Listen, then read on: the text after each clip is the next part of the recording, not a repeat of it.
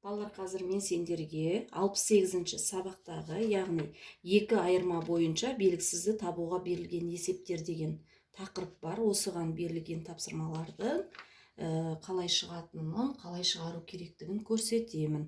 Ол үшін үшінші тапсырмаға қараймыз. Кітабымыздың 100-ші бетінде берілген. Үшінші тапсырмада былай дейді: Түркістан облысында мақта мата комбинаты бар. Онда жібек мақта, тоқыма және басқа да маталар шығарылады. Тігінші бірдей бағада 3 метр жібек және 5 метр тоқыма мата сатып алды. Міне балалар, жібек матадан 3 метр, тоқыма матадан 5 метр сатып алды дейді. Бағалары бірдей.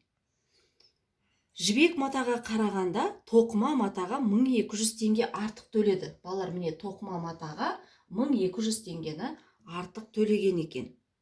Жібек және тоқыма маталардың әр қайсысы қанша теңгеден тұрады дейді.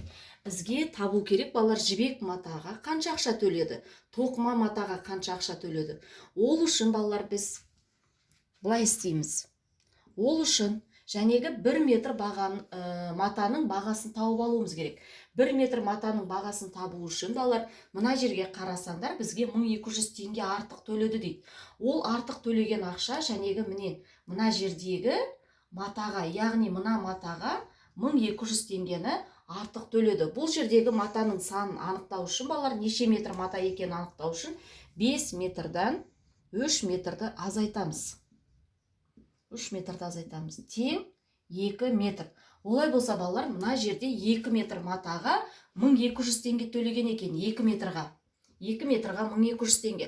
Ал 1 метр мата қанша тұратынын табу үшін балалар, біз 1200 теңгені бөлеміз 2-ге. 2 метрға бөлеміз.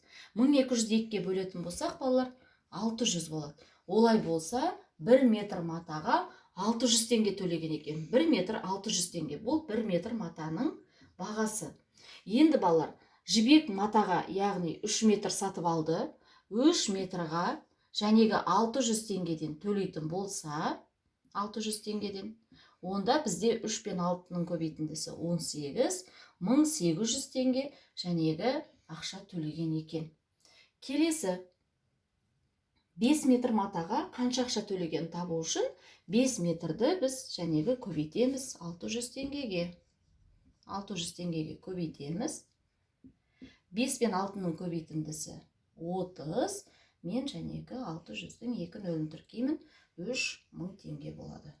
Олай болса балалар, міне біз жәнегі мынау 1800 теңге бұл жібек матаға төлеген ақшаны, жібек матаның құны. Ал 3000 теңге бұл тоқыма матаға төлеген ақша екен балалар. 1 метр матаның құны 600 теңге деп тауып алдық. Енді жауабын жазамыз. Жауабын жазған кезде балалар, сендер жазасыңдар: жібек мата 1800 теңге, тоқыма мата 3000 теңге тұрады.